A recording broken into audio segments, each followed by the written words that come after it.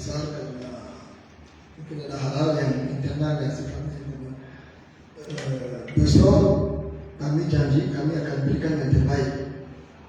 Walaupun timnya Liga 1, insya Allah besok dengan strategi yang kita siapkan akan menghasilkan kemenangan besok. Paling tiga besok itu ya mungkin berbagi angka, nggak ada kata kalah walaupun Liga 1 nggak ada. Ya, terima kasih waktu diberikan. Ya, kalau dari kami pemain mungkin kami akan berusaha kerja keras karena hasil kemarin kami tidak mendapatkan hasil yang baik ini di kandang kita. Kami teman-teman sudah fokus dan ikut arahan dari pelatih, sudah kasih strategi. Tinggal besok kami jabarkan itu di lapangan karena kami tidak mau kehilangan poin lagi. Terima kasih. Ada yang bertanya? Coach, menghadapi Bayangkara besok, berapa pemain asing yang akan diturunkan di babak pertama? Ya, saya turunkan full squad ya. Semua pemain asing akan turun dari detik pertama. Untuk formasinya sendiri sudah bisa dibocorkan ke publik.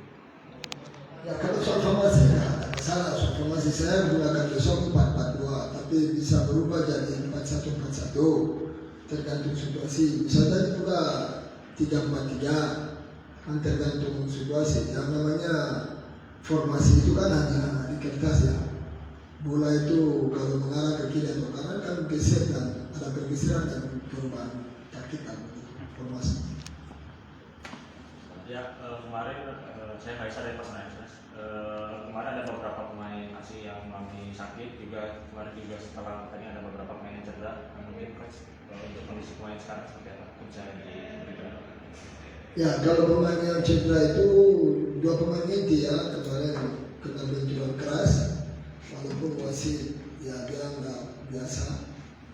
Seperti itulah kalau main di luar. Mereka dalam kondisi untuk sementara itu 70% baik, tapi nggak bisa tampil karena untuk tampil harus 100%. Terus untuk pemain asing kemarin Yevin juga baru pulih dari sakit perutnya, maka dia tidak bisa tampil walaupun kita bawa tidak bisa tampil di Solo. Besok dia sudah 100% siap untuk tempur. Dan pemain lokal yang akan ganti pemain yang cedera besok sesuai taktikal yang kita siapkan. Seperti Satu lagi mungkin untuk Kakak Friska mungkin melihat Bayangkara merupakan salah satu mantan klub dari Liga 1 dan Kakak Friska sendiri punya pengalaman main di level tersebut di Liga 1. Nah, melihat Bayangkara sendiri seperti apa? Iya, kalau dari saya mungkin Bayangkara juga level dari Liga 1, cuma kan ini sekarang kita bicara sudah Bayangkara sudah turun ke level Liga 2 kan, kita sama-sama di Liga 2, jadi itu mungkin mereka juga pemain kualitas bagus, tapi kalau bicara soal Liga 2, Liga sekarang kelas kita mereka bagus, tapi kita juga percaya bahwa kita juga jauh lebih bagus. Nanti kita lihat saja di pertandingan besok nanti.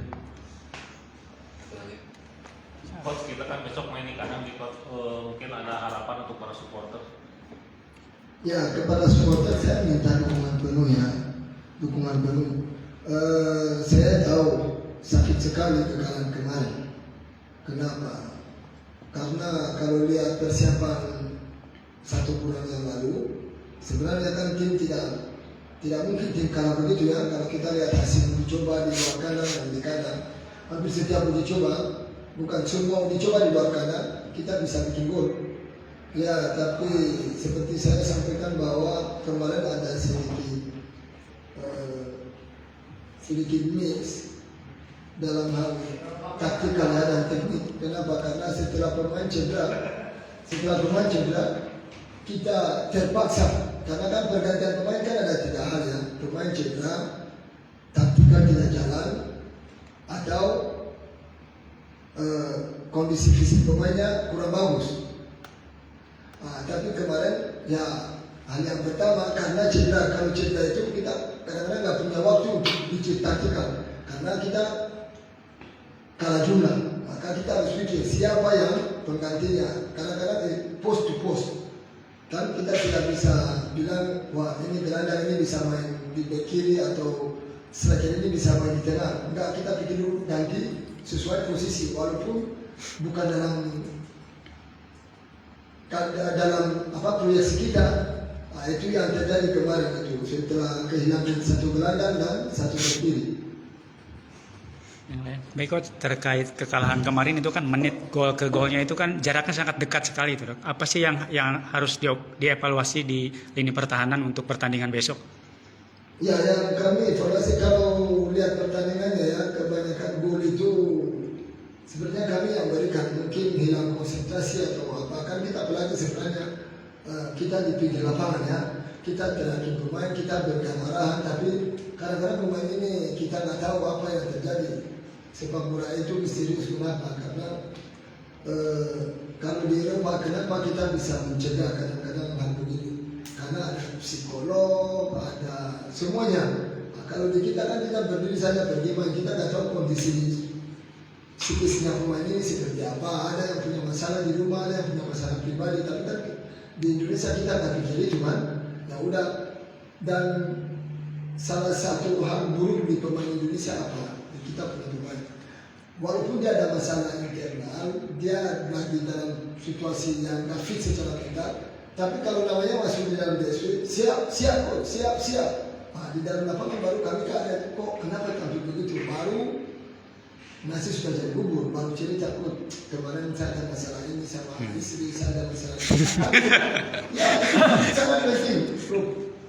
Pemain bola apapun, siapapun, kalau fisik bagus, teknik bagus, taktik bagus, tapi mental nggak bagus, jangan harap dia nggak akan tampil prima. Itu yang di Indonesia kita kadang-kadang lupa, ternyata itu faktor yang sangat penting seperti itu. Maka itu yang terjadi kemarin sampai ada back yang sendiri tidak tahu bikin apa dengan bola, udah striker datang ambil bola di kakinya pergi bikin gol. Tapi itu gol yang bikin mental jatuh, gol ketiga. Karena kok lawan tidak kerja, kita berdoa. Nah, terus ya secara psikologis anak-anak sudah kehilangan arah. Ya, mau bikin bagaimana hal itu terjadi, maka jadi katastrof saja itu, tidak bisa-bisa.